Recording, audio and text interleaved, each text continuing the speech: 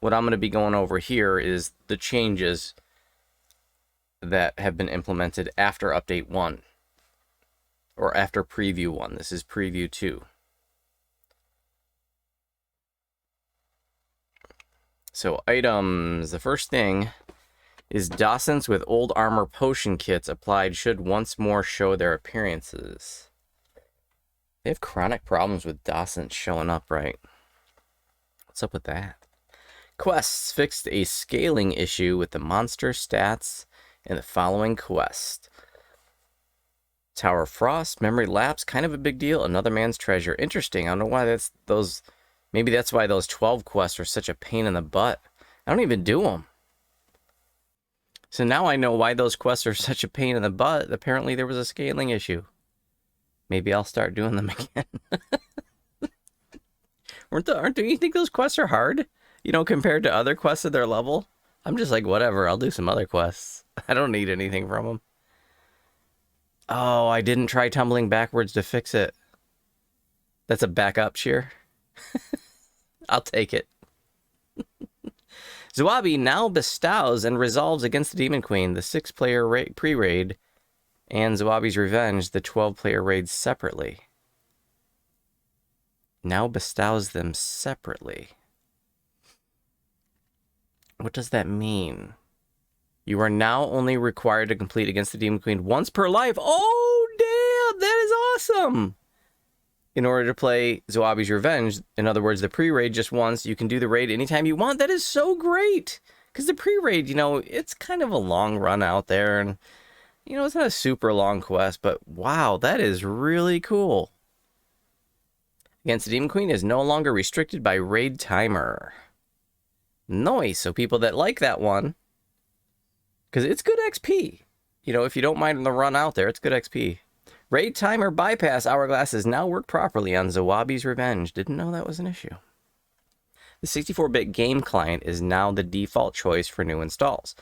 Updated the wording on the legacy client to indicate that it is no longer supported. Monster Manual 8 is available. It is free to VIPs. Wow.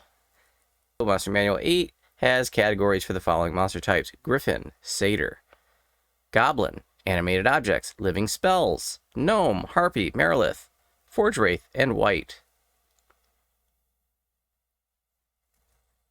Really, Whites weren't in the Monster Manual before? That surprises me. Meriliths? Wow. There aren't that many Meriliths in the game. Don't forget, if you're trying to fill them all out, don't forget there's a certain ending of Genesis Point that has a Merilith. The prison ending in the north, I think. Cool. That is exciting. We haven't had a new Monster Manual volume. I can't even remember when the last one came out. I wish it had more stuff in it. So this is new Universal Enhancement Treat Horizon Walker. I'm just going to go over the changes, which are in cyan text. So your marked targets gets 10% reduction in fortification. I don't know what it was changed from. You also gain, I think it was only 5% before, but I can't remember for sure. You also gain +3 maximum dexterity bonus while wearing light armor with improved marking in the core. The core 3, greater marking. In addition, you gain haste SLA, 0 spell point cost, 2-minute cooldown. Wow, you can use a haste for free every 2 minutes?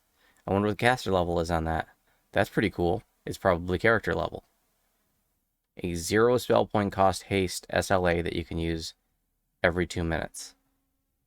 Not bad. In addition to the other stuff. Core 4, Dauntless Marking. In addition to the other stuff, you get, let's see, the AC penalty on your marked targets increases to -10. You gain +3 maximum dodge. That's cool. +3 maximum dodges, that's badass. Dimension Door, Core 5. They didn't change. Let's see. It's 0 spell points, 10-minute cooldown. I don't like the once per rest part. I really think they need to change that. If the cooldown is 10 minutes, then just let the cooldown be 10 minutes. Not once per rest. I really don't like that. I'm not even going to play this tree. But I still think that, you know, let them eat cake. A 10-minute cooldown seems reasonable. Let's see. Passive, your marked target gets minus 20% to movement speed. Nice. That way, people who like to run backwards and pew-pew are less likely to get caught by the mobs that they're running backwards from. Red Course 6, Capstone. +2 to all ability scores. That's badass. Let's see. The changed part, you gain favorite enemy, marked target.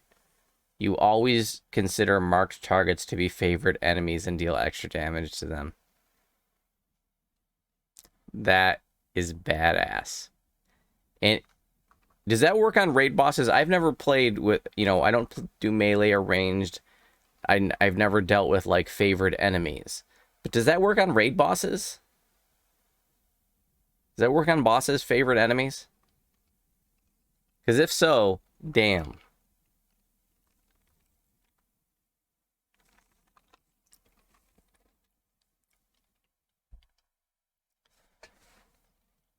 Okay, tier 1, let's see. Planar dodge, +1, 2, 3 to dodge. Nice.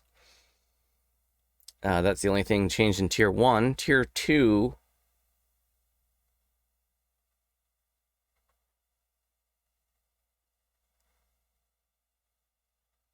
take the opening. It deals an extra 1d10 force damage per character level. They must have changed the amount of damage there. It scales with 200% range power. Also, tier 2, protection from evil and good. Rank 1, you permanently gain +2 deflection bonus to armor class and +2 resistance bonus to saves versus attack from evil creatures. Rank 2, you permanently gain this for good creatures as well. Rank 3, you are also warded against magical mental control and compulsions from both evil and good creatures. The tier 1 and 2 is pretty weak, but that tier 3 is nice.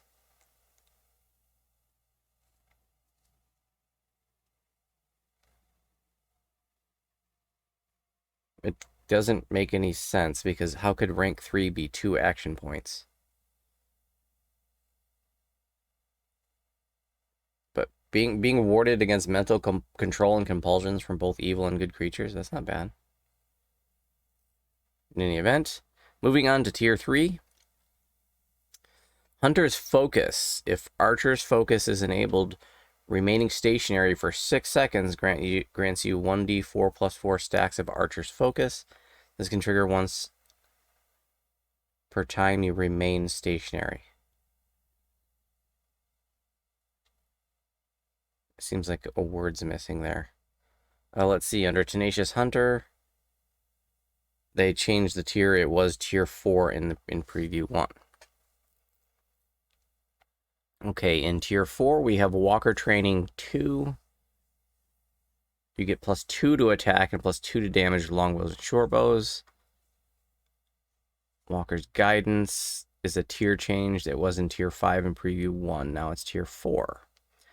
Scattershot. Let's see. They've added each of these shots can double shot and have +1 critical threat range and multiplier. Tier 5. To Feywild Attunement, they've added you have base attack bonus equal to your character level while using longbows and shortbows. Nice. Banish the Quarry. They added 1d10 force damage per character level. Okay, Misty Escape. They've added you have +5 to reflex saves and 20% stacking corporeality while stepping. Shares a cooldown with other abundant steps, 12-second cooldown. Additionally, when you tumble or use Misty Step, you gain range power equal to your character level for 12 seconds. 12-second cooldown.